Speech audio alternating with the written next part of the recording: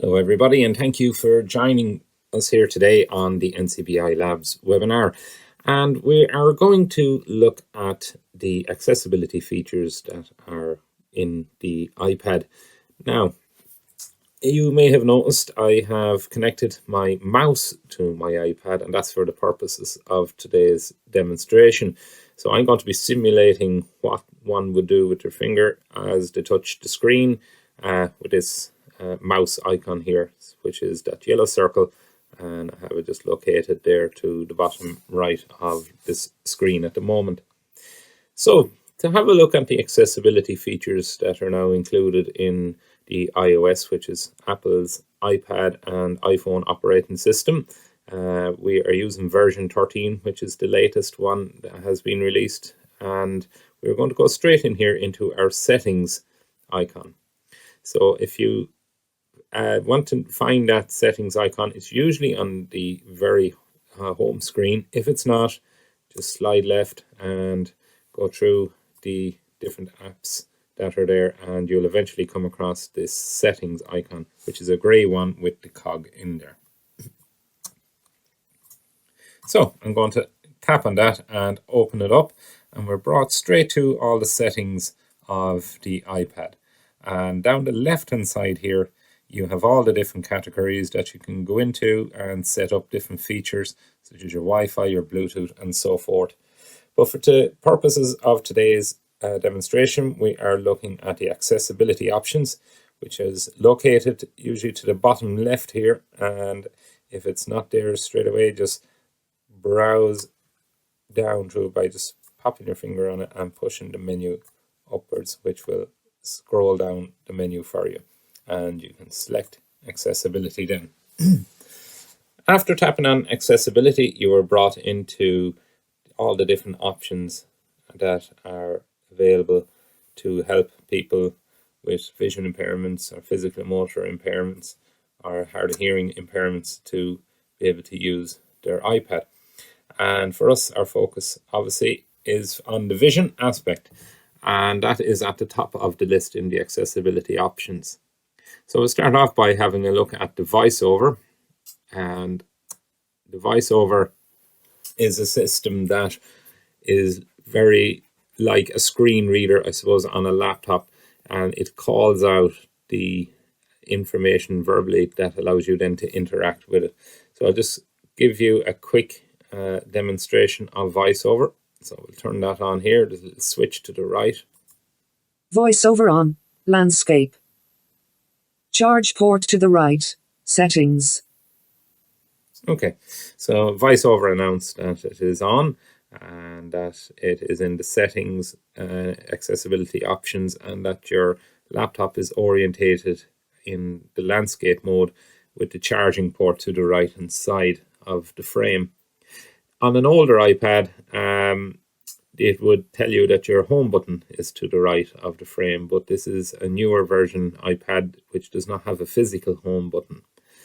So underneath the VoiceOver switch, you have a little bit of a voice telling you how to use VoiceOver. So tap once to select an item, double tap to activate the selected item. Use 3 fingers on the screen to scroll from page to page, or to scroll up and down a page. And to go to the home, if you don't have a physical home button, you slide 1 finger up from the bottom edge until you hear the second sound, and then you lift your finger. And so forth there. There's other advice as well on how to use the VoiceOver.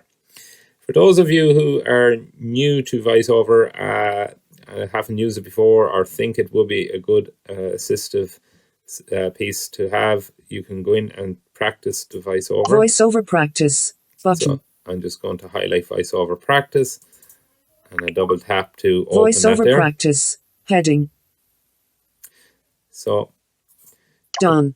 But practice VoiceOver gestures, commands and typing in this area. Select the Done button in the top right corner and double tap to exit. So I've swiped right twice there, which brings me to this VoiceOver practice. And in here I can simulate touches, and it will feed back what those would do in the operating environment. So touch. So if I Speak click, item. if I tap, it'll speak the item I'm on. if One I finger swipe up. Previous rotor item. if I swipe up, it'll give me the previous rotor item. One finger swipe right. Move to next item. Touch. Speak item. One finger swipe left. Move to previous item. So you can see there the different motions I do. It'll read back what those motions will carry out. So that's a Done. good place to Button. practice voiceover if you're new to it and you want to explore it a bit more. So Voiceover practice. I've just Button. exited the practice area. There's loads of different gestures and commands that are available for voiceover. Don't be afraid to get in contact with your local IT trainer in the NCBI to give you some guidance on that. Perhaps some lessons can be tailored for you on those. So I'm going to switch off voiceover now. Voiceover on. Voiceover off. And just to go a little bit more into what's under voiceover with the speaking rate, you can speed that up. I've noticed more advanced users, the more they get used to voiceover, they tend to speed up the speaking rate of it so that they can scroll through items a lot quicker, and they're not waiting for voiceover to announce it. The speech then, obviously you can customize the speech, the different voices. We can tap in here on voices, and there's tons of different voices available that you can customize to whatever your preference is. You can change the pitch, and as there as well, there's a slider there to change the pitch. So I'll come back out of there. There's also a nice feature in here for Braille users who if they have a Bluetooth Braille display device, they can connect that here. Now it won't allow you connected directly via the Bluetooth menu, which is back up here under the Wi-Fi. If you're connecting a Braille display, you must come in here into the voiceover system and go down here and add it through the Braille devices there. So if anybody's searching for that, that's where you find that one. So that's a little bit on the voiceover. There's lots more features in there. I won't go through them all on this particular webinar, but do get in touch with your local IT trainer if you want to discover more about those. So back out to our accessibility menu. And our second option we have is the zoom. So I'll come in here. And again, just like the voiceover, you have a switch at the top, and underneath you have little quick guide on how to use the zoom. So you can double tap with 3 fingers on the screen and that will zoom it in. So I'll just try to simulate that here now. So we have it zoomed in at that. And to move around the screen, even though I've the mouse connected here today, I would normally, if I didn't have that, I would put 3 fingers on the screen and just move left, right, or up and down, and that'll move around, pan around the screen. And you can also double tap with 3 fingers and push up or push down on the screen to increase or decrease the zoom. Now at the bottom of this options menu, you can set the maximum zoom level. So it goes all the way from about 1.2x and it can go the whole way up to 15x. So if I just grab that little slider and we'll pull it along, you can see there now it gives me up to 15 times zoom on that. So basically wherever you leave the slider is where you're kind of setting it at the maximum zoom level. So you can go, if you set, I've set 3.8x there as the maximum zoom. So if I'm doing those gestures, when I zoom in fully, it'll go from 1.2x up to 3.8 and stop. But if you had that level on further, obviously you'd go to 6 or 8 or 10 or whatever you set that at yourself. So you can also take advantage of the zoom filters in here. They have 4 of them included. Obviously the one we're dealing with at the minute, it is none enabled, but I'll show you the other 4 inverted. So that will change all the colors. If you notice, our Wi-Fi has gone from blue to orange, like Bluetooth has gone from blue to orange as well. You also have grayscale. So some people who don't want the color, they just want plain black and white. That's an option there as well. And the grayscale inverted is black and white with in reverse. So you have a black background and white text. And then you have the low light, which is normal mode, but with greatly reduced brightness. And that's particularly useful for anybody who likes to use the zoom and they get eye fatigue from too much glare. So I'll just switch that back off again. So I'll come out of the zoom options and I'm going to switch back off zoom, and we'll return to where we were earlier.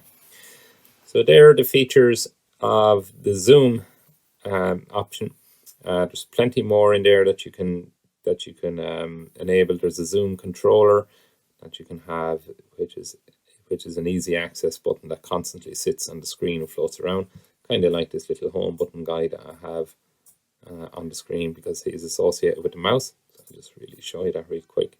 We'll turn that on there, and when I have zoom enabled, we get this zoom option here.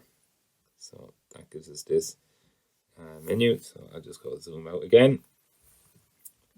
So that's the little zoom controller, and again he can be moved around the screen.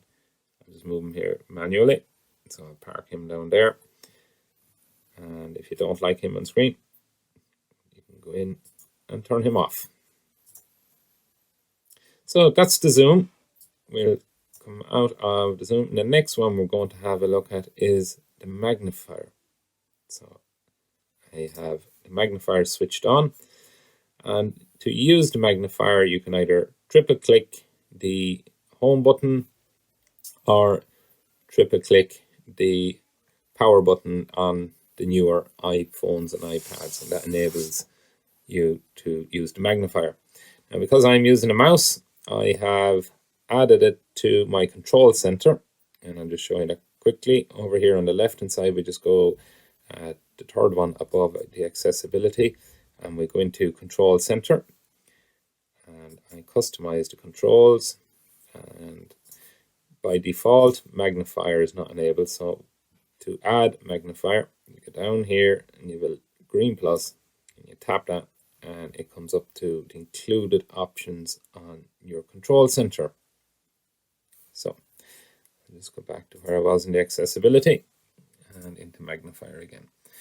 So I'm going to access the magnifier by pulling down from the top right, and here we got the magnifier option here. So it's a quick access button, and I tap that, and we go straight into our magnifier. Now I have set up a page at the back of the camera.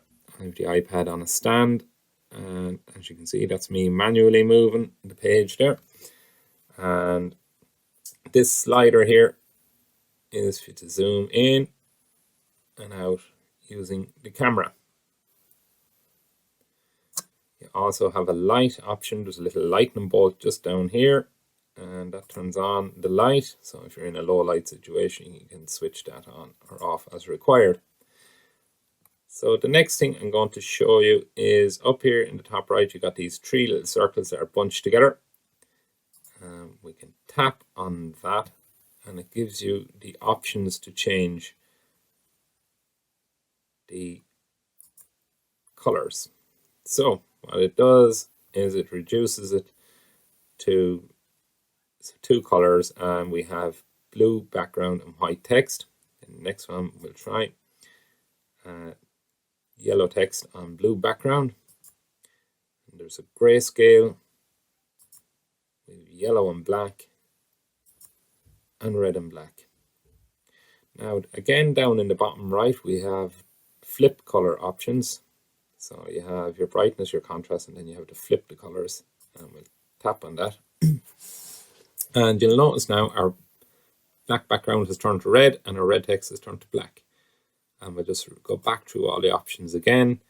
Yellow background, black text, inverted grayscale. We have yellow background, blue text, and white background, blue text, and just standard inverted. And I can turn that back off, and we'll return to our normal mode.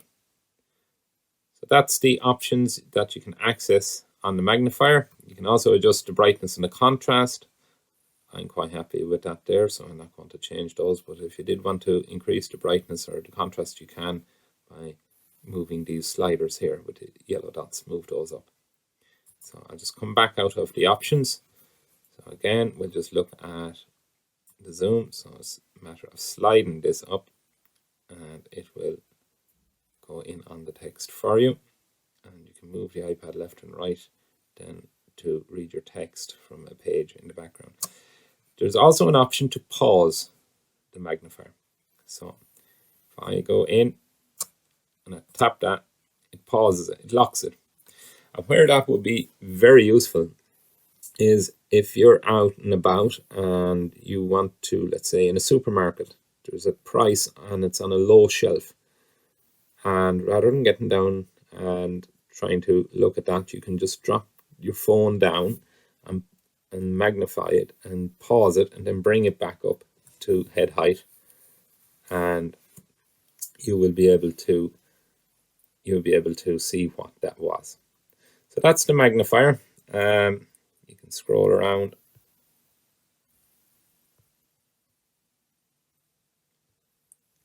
So I'll just get out of the magnifier mode. And we go back to our settings menu. So that's the magnifier, and you can have the auto adjust exposure. It's quite good to leave that on. It'll assess the lighting that's in the environment where you're using a magnifier and adjust accordingly. Okay, that's the magnifier. The next thing we're going to look at is the display and text size, and this is a very popular option to go in and change. And first option on the display and text size is to make all the text bold. So I'm going to switch that on here, and you can see immediately all the text has got much heavier, making it easier to read. In older iPads, by switching that on, unfortunately it would cause you to restart your phone or your iPad, but in the newer iOS 13 they have enabled that on the fly so that you can change it without having to restart your iPad or iPhone. Next in the display and text size is the larger text size, and I have already moved the text size up to the biggest in this option. So you can notice all the text size changing. Any apps that support dynamic type this will also work for. Not all apps, I will say, are taking advantage of that feature. The feature being that it talks to the iOS to find out what text size is used across all the system. Some apps just leave their text size as they were designed and can't really be changed. But there are a good few apps out there now that are looking at that dynamic type support. Secondly, up here at the top we have larger accessibility sizes. So if we can turn that on, it increases the range of our slider here. So we can continue to increase the size of the text by simply sliding across that circle. So you can get that text up. That's as big as it will get. And you can also return it back to normal if you don't want it that size. So we'll turn that back off. So that's the larger text size and the larger accessibility sizes that are available here in this menu. The next one is the button shapes. It's a good thing to turn that on. It helps define the shapes of the buttons that are used, making it a little bit easier to find your way around, to switch on and off buttons and things like that. The next thing we have is reduced transparency. So it's a good option to leave on. Some apps will have what we call a transparent background so that you can see things through it. So to help improve your focus on a particular pop-up screen or something like that, you can tell it to reduce the transparency and things will appear a bit more clear for you. The increased contrast. So I'll just switch that on there. I'll just keep switching it and you'll probably notice that the background gets a little bit stronger and the text stands out a little bit better on it. So it's good to have that on. I'm just going to skip some of them because I know we're short on time. Smart invert and classic invert. I'll show you these two. First of all, we'll go with Classic Invert. So like what we had in our magnifier, it changes all the colors around. So you've got black background, white text. And if you notice over here, all our buttons have also changed. So what used to be blue has now become orange and so forth. However, they have now implemented Smart Invert. So if we turn that on, quite similar. But if you notice, our icons here on the left hand side, they remain in the colors that they were intended.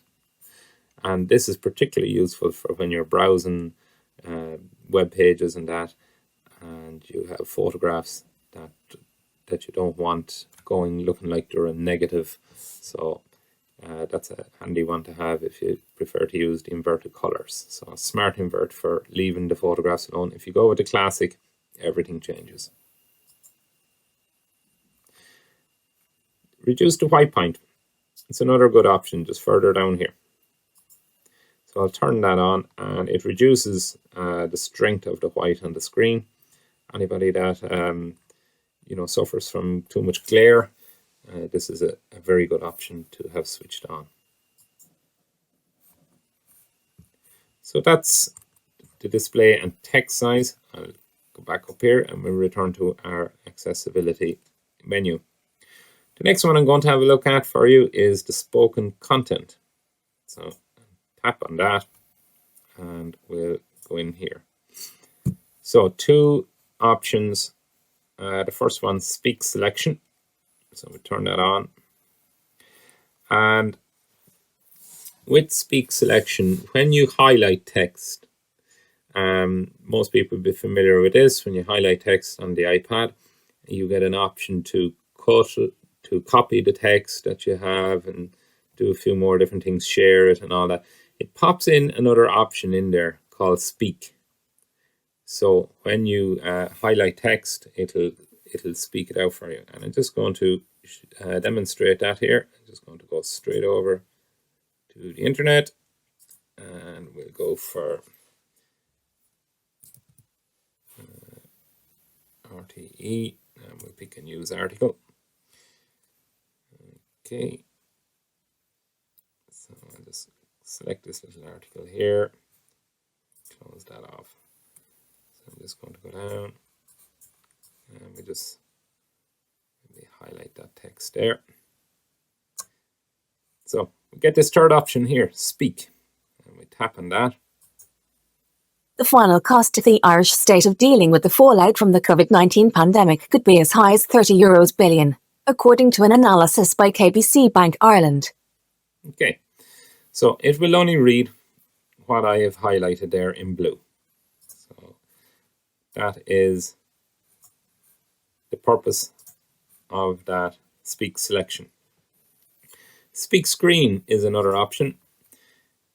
You can use two fingers at the top of the screen and swipe down, and that will read the entire content of the screen. So we might just have a quick look at that again.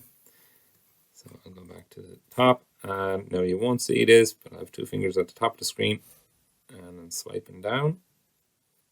Oops. We'll try that again. There we go.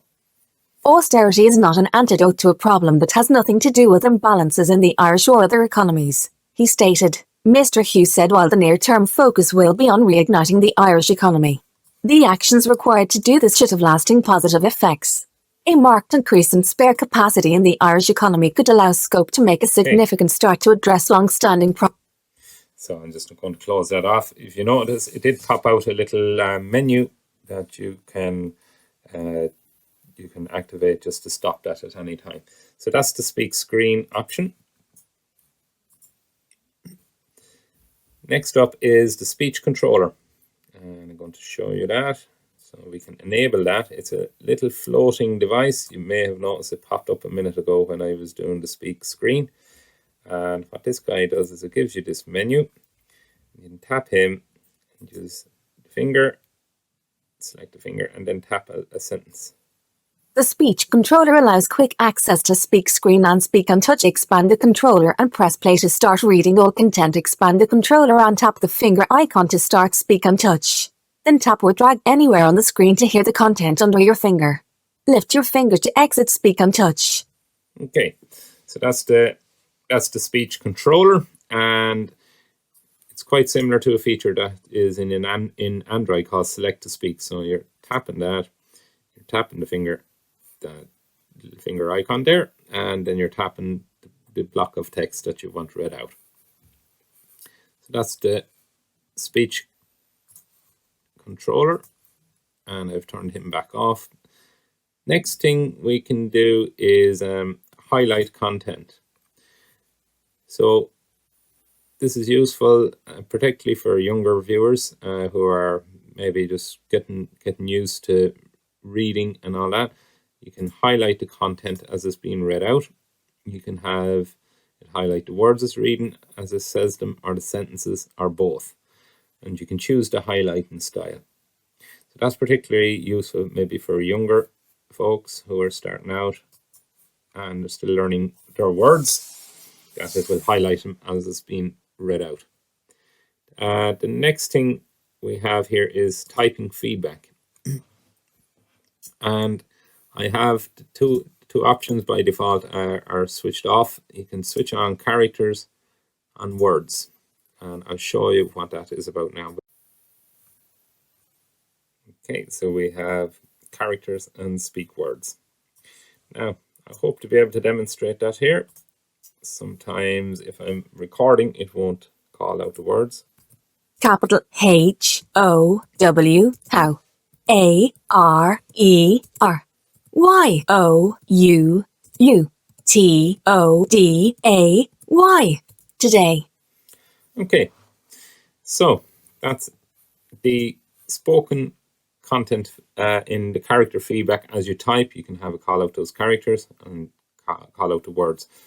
Some people might just want the words only, so in that case you can switch off the characters and it'll say nothing until you have the whole word typed, and then it'll call that back to you. And if it gets all too annoying for you, you can switch that off too. That's the typing feedback that's in the spoken content. And likewise, like our voiceover earlier, you can pick the different voices. Plenty of them there, just like in voiceover, that you can pick from. And again, you can speed up or slow down the speaking rate. So all those options are there for you. So that's the spoken content. And audio descriptions, depending on the app that you're using, you can have it to automatically play audio descriptions. So it's a matter of flicking that switch on there and they will come on where they are available. Now there's one more thing I want to show you. It's from the physical and motor section. It's the touch. And we are going to look at the assistive touch. And in here it gives you the option of adding a mouse to your iPad. This is only available from iOS 13 upwards, so the likes of your iPhone 7 or higher, or maybe iPhone 6s, I'm not too sure, it's iPhone 6s or iPhone 7 that carries the iOS 13. And in here then it gives you the option to go for Bluetooth devices, and you get your Bluetooth mouse. Now obviously this one is connected, but you can connect then your Bluetooth mouse, and that gives you the cursor. Sometimes you can run into issues where you turn on the mouse and even though it's been paired before, it's not responding. In that case, you have to manually come in here, tap on that eye, forget the device, and join up again, pair it up again, and it will come back working. Just like sometimes with a Wi-Fi network, you got to go in there, you got to tell the system to forget that Wi-Fi network and join it again. When we come back out of that pointer devices, so just to show you, it's Assistive Touch, turn it on. We go down to pointer devices, into the devices there, and set up your mouse. The pointer style then, which is this circle that you get on the screen, you can increase or decrease the size of the circle. So there I have made it much bigger. Or I pull that slider back, and it's quite small, not as intrusive. I just leave it in the middle. You can change the color of it. So if you want a blue, red, green, orange, white, or grey. I prefer the yellow. We'll leave it there. And then the auto hide, which is handy. You can, by default, it's set to on. It hides the mouse after 15 seconds, which is handy if you're doing some typing and you don't want that to be sitting on your screen in your way, having to move it about. So if you, after 15 seconds, just like that, it disappears. And then when you move the mouse again, it comes back. So that is the mouse end of it that's available under the Assistive Touch options in accessibility. So that's everything I've got to show you on today's webinar. Got to do with iPad accessibility. All the options I've shown you will work on iPhone as well. So so it's of use to iPhone users to know this stuff too. Yeah. And that's the little home button option that you get with your mouse. And that floats around the screen, and you can move it and park it wherever you like, that it's not in your way. So thank you very much for joining me on this. And if you have any questions on any of the stuff I've shown you, do feel free to get in touch with your local IT trainer from the NCBI, who'll be glad to assist you and help you out with any of those features. Thank you.